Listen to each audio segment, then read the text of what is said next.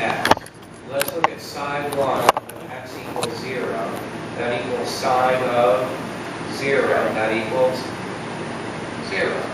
Then look at sine 1 of x equals a. That equals sine of pi over a times a. That's a over a, so that's sine of pi. What does sine of pi look like?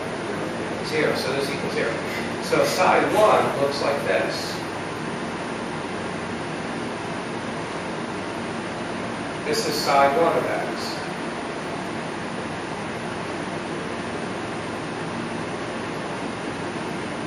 Alright, let's look at sine 2. Sine 2 of x equals sine of 2 pi over a x. At x equals 0, sine 2 equals 0. 0. Sine 2 equals 0. And then at x equals a, sine 2 equals 0. Why isn't this surprising? It's stable. That's what we made it for the boundary conditions. But what happens at a over 2? Back to 0. So this becomes, at x equals a over 2, this is going to be a divided by 2. It's a, 2, 2, and sine of pi. This equals 0. So at x equals a over 2, sine 2 equals 0. So what do you think this function is looking like? Goes up and right. 2. Well, it would go down, but because the potential energy has to be positive. Yeah, so that's Clearly. 2 All bonds. right, so sine 2 looks like a sine. Yeah. It's a full sine function. Sine 2 looks like this. One full cycle. And what do you think sine 3 is going to look like? It's going to be 3 It's got a faded halfway. Standing wave. All right, so what you can see, what we're doing here is quantum mechanically what the allowed energies correspond to wavelengths that what? With respect to the boundary conditions. Have half integer wavelengths. That fill it with a half integral number of wavelengths. And when you fill something with a half integral number of wavelengths, you set up standing waves. Right? So the only solutions for the electron inside this thing, this potential well, if you let the electron be a wave, the only energies where you actually can measure the electron are when the wavelength of the electron is such that an integral number of half wavelengths fit inside, or in other words, when standing wave conditions exist for the electron is the wave in that well. What happens for all other energies that don't give you a wavelength that equals a half integral? Okay, you don't get standing waves, and when you don't get standing waves, they cancel each other away, and they go away. So that gives you some insight. All right, but it's also important to know, so this corresponds to sine 1, this is sine 2 for E2. All right, but don't forget, ultimately what we want is psi of x squared. All right, and so generally, maybe I'll do that in a black color. So psi of x squared in black.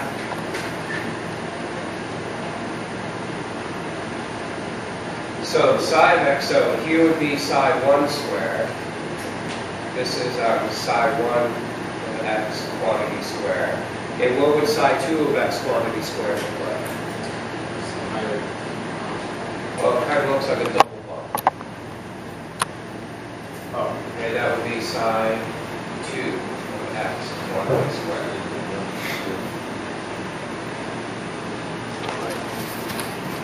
All right. That was a little bit of a sidestep, but it was good to talk about that standing wave issue. We now got to get back to our general solution of machinery. All right? Now,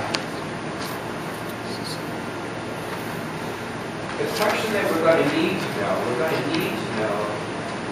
to find CNs. Right? We need to know these things, because they're the projection onto that wave function. They tell us how much of the total general wave function fits into each one. Alright? And we're going to need to know one important piece of information. So the way to do it is recall that square interval solutions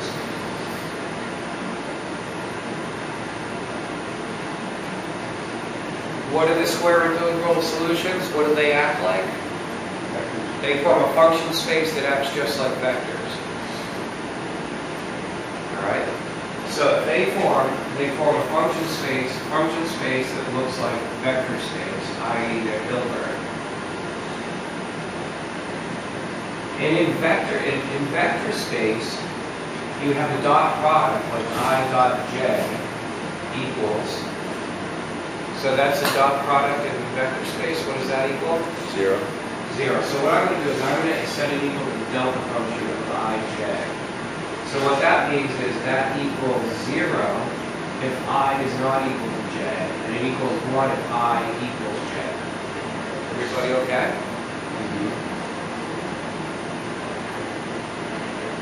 No, that's the Kronecker delta function? Because there's also the direct delta. Oh, sorry, that's the Kronecker delta function. Okay. Yeah, that's Jeremy nailed it. I sometimes screw that up. That's the Kronecker delta function. It is not the direct delta function. Okay. This is the Kronecker delta.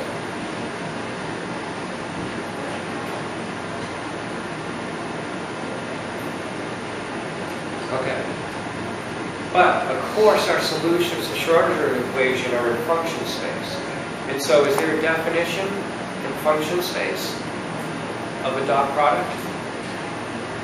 We did this last time. Yes. What's that called? The equivalent of the dot product from vector space and function space is called the inner product. So in function space, we have the inner product, which is the equivalent of the dot product in vector space. This is the equivalent of dot in vector space. And it goes like this. The integral of psi m dx equals what?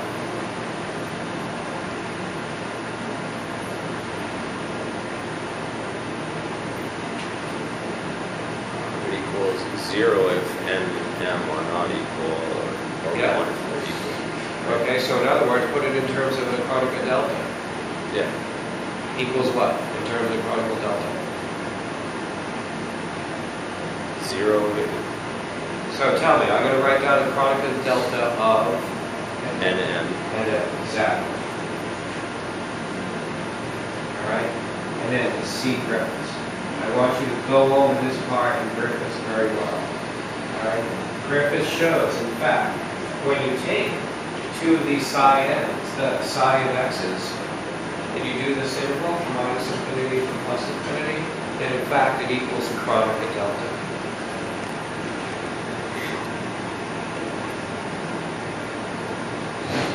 So basically, at this point, all you need to know is whether or not psi of n and psi of m are equal. Like, So think of it this more broadly. Think of it in terms of the vector space. Psi n and psi m are like I hat and j hat. Okay? And their dot product is 0 unless I hat and j hat are the same. And then it's 1. Okay? It can't be 45-degree angle. Yeah, that's well, I mean you can, but where the dot product is defined is this way. Yeah. Is okay, so here's how we're going to use it. Check this out. So we're going to use that to solve. I need to solve. Erase this, but I will. We need to solve for CNs. So we're going to use this to solve for CNs.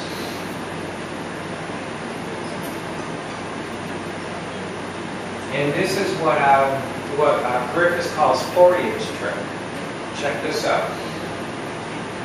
So Fourier's trick. If I multiply both sides by psi m of x, so psi m times psi general of x and t. Sorry, this should have been of x and t, guys. Right? It's got this, the total, it's the capital letter, so it's x and t. Alright, that has got to equal